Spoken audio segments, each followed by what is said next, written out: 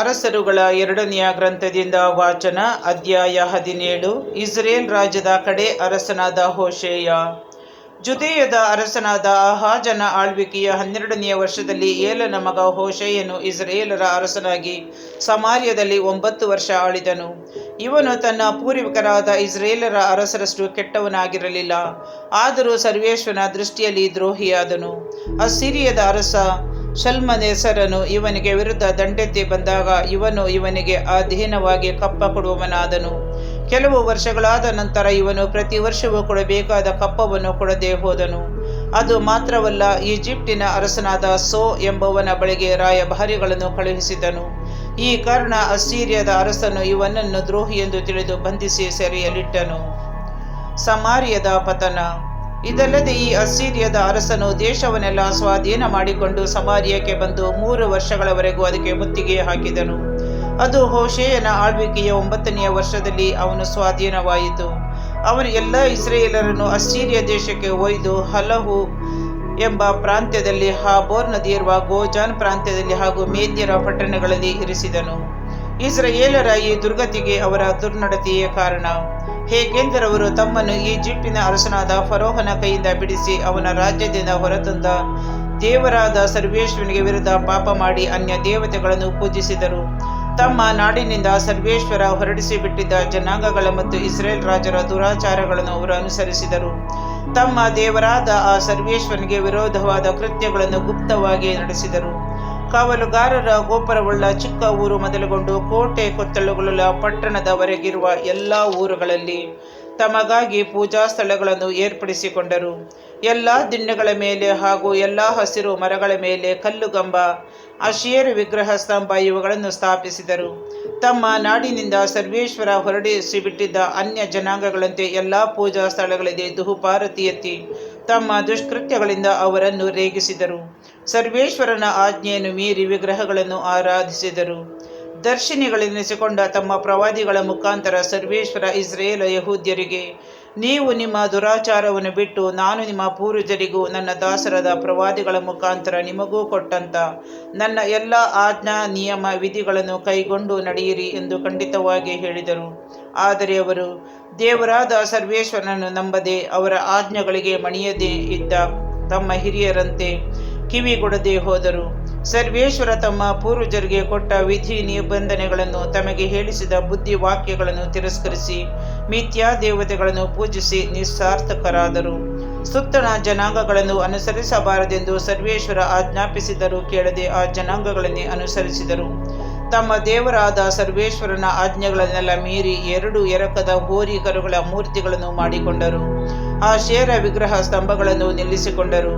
ಆಕಾಶ ಸೈನ್ಯ ಹಾಗೂ ಬಾಳ್ ದೇವತೆಗಳನ್ನು ಪೂಜಿಸಿದರು. ತಮ್ಮ ಗಂಡು ಹೆಣ್ಣು ಮಕ್ಕಳನ್ನು ಬಲಿಯಗ್ನಿ ಪರೀಕ್ಷೆಗೆ ಗುರಿ ಮಾಡಿದರು. ಸರ್ವೇಶ್ವರನ ದೃಷ್ಟಿಯಲ್ಲಿ ಕೆಟ್ಟವುಗಳನ್ನು ಮಾಡಿದರು. ಕಣಿ ಹೇಳುವುದು, ಯಂತ್ರ ಮಂತ್ರಗಳನ್ನು ಮಾಡುವುದು ಮೊದಲಾದ ದುಷ್ಕೃತ್ಯಗಳಿಗೆ ತಮ್ಮನ್ನೇ ಮಾರಿಬಿಟ್ಟು ಸರ್ವೇಶ್ವರನಿಗೆ ಕೋಪವನ್ನೆಬ್ಬಿಸಿದರು. ಈ ಪ್ರಕಾರ ನಡೆದುದರಿಂದ ಸರ್ವೇಶ್ವರ ಅವರ ಮೇಲೆ ಕಡು ಕೋಪಗೊಂಡು ಯಹೂದ ಕುಲದವರ ಹೊರತು ಉಳಿದ ಎಲ್ಲ ಕುಲಗಳವರನ್ನು ತಮ್ಮ ಸನ್ನಿಧಿಯಿಂದ ತಳ್ಳಿಬಿಟ್ಟರು. ಜುದೇಯದವರು ಸಹ ತಮ್ಮ ದೇವರಾದ ಸರ್ವೇಶ್ವರ ಆಜ್ಞೆಯನ್ನು ಕೈಗೊಳ್ಳದೆ ಇಸ್ರೇಲರ ಪದ್ಧತಿಯನ್ನು ಅನುಸರಿಸಿದ್ದರಿಂದ ಇಸ್ರೇಲ್ ಕುಲಗಳಲ್ಲಿ ಉಳಿದಿದ್ದ ಇವರನ್ನು ಹೇಸಿ ತಮ್ಮ ಸನ್ನಿಧಿಯಿಂದ ತಳ್ಳಿಬಿಟ್ಟು ಸೂರ್ಯ ಮಾಡುವವರಿಗೆ ಒಪ್ಪಿಸಿ ಶಿಕ್ಷಿಸಿದರು. ಇಸ್ರೇಲ್ ರಾಜ್ಯವನ್ನು ದಾವೀದ ಸಂತಾನದವರ ಕೈಯಿಂದ ಕಿತ್ತುಕೊಂಡ ನಂತರ ಇಸ್ರಾಯೇಲರು ನೇಬಾಟನ ಮಗ ಯಾರೊಬ್ಬಾಮನನ್ನು ಅರಸನನ್ನಾಗಿ ಮಾಡಿಕೊಂಡರು. ಅವನು ಅವರನ್ನು ಸರ್ವೇಶ್ವರನ ಭಕ್ತಿ ಮಾರ್ಗದಿಂದ ತಪ್ಪಿಸಿ ಮಹಾಪಾಪಕ್ಕೆ ಒಳಪಡಿಸಿದನು. ಅವರು ಯಾರೊಬ್ಬಾಮನ ದುರ್ಮಾರ್ಗದಲ್ಲೇ ನಡೆಯುವುದನ್ನು ಬಿಡಲಿಲ್ಲವಾದುದರಿಂದ ಸರ್ವೇಶ್ವರ ತಮ್ಮ ದಾಸರಾದ ಎಲ್ಲ ಪ್ರವಾದಿಗಳ ಮುಖಾಂತರ ಭವಿಷ್ಯ ನುಡಿದಂತೆ ಅವರನ್ನು ತಮ್ಮ ಸನ್ನಿಧಿಯಿಂದ ತಳ್ಳಿಬಿಟ್ಟರು. ಅವರು ಸೆರೆಯವರಾಗಿ ತಮ್ಮ ನಾಡಿನಿಂದ ಅಸಿರಿಯ ದೇಶಕ್ಕೆ ಒಯ್ಯಲ್ಪಟ್ಟು ಇಂದಿನವರೆಗೂ ಅಲ್ಲೇ ಇರುತ್ತಾರೆ. ಸಮಾರ್ಯದವರೆನಿಸಿಕೊಳ್ಳುವ ಮಿಶ್ರ ಜನಾಂಗದವರ ಉತ್ಪತ್ತಿ. ಅಸಿರಿಯದ ಅರಸನು ಸಮಾರ್ಯ ಪಟ್ಟಣಗಳಲ್ಲಿ ವಾಸವಾಗಿದ್ದ ಇಸ್ರಾಯೇಲರನ್ನು ಸೆರೆಯಾಗಿ ಒಯ್ದ ನಂತರ ಅವರಿಗೆ ಬದಲಾಗಿ ಆ ಪಟ್ಟಣಗಳಿಗೆ ಬಾಬೆಲ್, ಕೂತ, ಅವ್ವ, ಹಮಾತ್, ಸೆಫರ್ವಯಿಮ್ ಎಂಬ ಊರುಗಳವರೆಗೆ ಕಳುಹಿಸಿದರು. ಅವರು ಸಮಾರ್ಯ ನಾಡನ್ನು ಸ್ವತಂತ್ರಿಸಿಕೊಂಡು ಅದರ ಪಟ್ಟಣಗಳಲ್ಲಿ ವಾಸಿಸಿದರು. ಅವರಿಗೆ ಆರಂಭದಲ್ಲಿ ಸರ್ವೇಶ್ವರನಲ್ಲಿ ಭಯಭಕ್ತಿ ಇರಲಿಲ್ಲ. ಆದ್ದರಿಂದ ಸರ್ವೇಶ್ವರ ಸಿಂಹಗಳನ್ನು ಕಳುಹಿಸಿದರು. ಅವರಲ್ಲಿ ಅನೇಕರನ್ನು ಕೊಂದವು.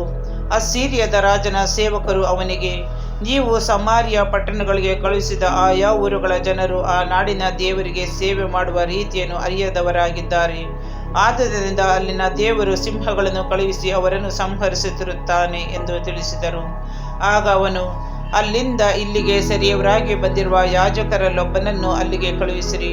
ಅವನು ಹೋಗಿ ಅಲ್ಲಿ ವಾಸವಾಗಿದ್ದು ಆ ನಾಡಿನ ದೇವರಿಗೆ ಸೇವೆ ಮಾಡುವ ರೀತಿಯನ್ನು ಅವರಿಗೆ ಕಲಿಸಲಿ ಎಂದು ಆಜ್ಞಾಪಿಸಿದನು.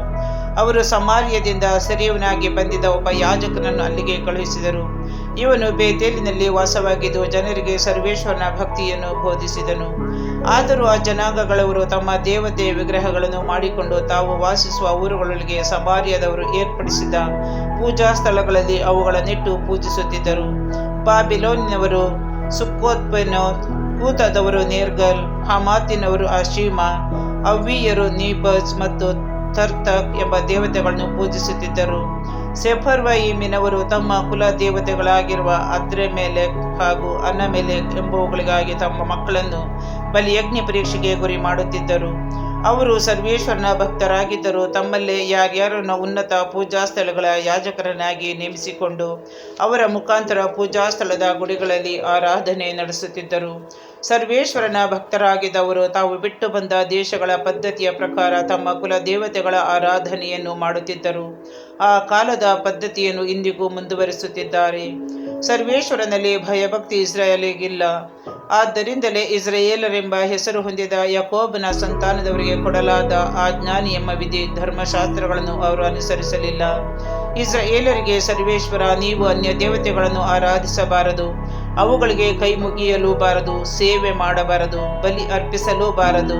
ನಿಮ್ಮನ್ನು ಮಹಾಶಕ್ತಿ ಹಾಗೂ ಭುಜ ಪರಾಕ್ರಮಗಳ ಮೂಲಕ ಈಜಿಪ್ಟ್ ದೇಶದಿಂದ ಕರೆದುಕೊಂಡು ಬಂದ ಸರ್ವೇಶ್ವರನಾದ ನನ್ನಲ್ಲೇ ಭಯ ಭಕ್ತಿಯುಳ್ಳವರಾಗಿ ನನಗೊಬ್ಬನಿಗೆ ಕೈ ಮುಗಿದು ಬಲಿ ಅರ್ಪಿಸಬೇಕು. ನಾನು ನಿಮಗೆ ಬರೆಯಿಸಿಕೊಟ್ಟ ಆ ಜ್ಞಾನಿಯಮ ವಿಧಿ ಧರ್ಮಶಾಸ್ತ್ರಗಳನ್ನು ತಪ್ಪದೆ ಕೈಗೊಳ್ಳಬೇಕು. ಅನ್ಯ ದೇವತೆಗಳನ್ನು ಪೂಜಿಸಬಾರದು. ನನ್ನ ನಿಬಂಧನೆಯನ್ನು ಮರೆತು ಅನ್ಯ ದೇವತೆಗಳನ್ನು ಪೂಜಿಸಬಾರದು. ನಿಮ್ಮ ದೇವರಾಗಿರುವ ಸರ್ವೇಶ್ವರನಾದ ನನ್ನಲ್ಲಿ ಭಯಭಕ್ತಿಯುಳ್ಳವರಾಗಿರಬೇಕು. ಆಗ ನಿಮ್ಮನ್ನು ಯಾವ ಶತ್ರುಗಳ ಕೈಗೂ ಸಿಕ್ಕದಂತೆ ತಪ್ಪಿಸುವೆನು ಎಂದು ಹೇಳಿ ಅವರೊಡನೆ ಒಡಂಬಡಿಕೆ ಮಾಡಿಕೊಂಡರು.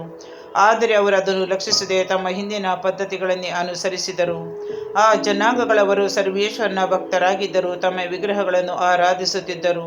ಅವರ ಸಂತಾನದವರು ಇಂದಿನವರೆಗೂ ಹಾಗೆಯೇ ಮಾಡುತ್ತಿದ್ದಾರೆ.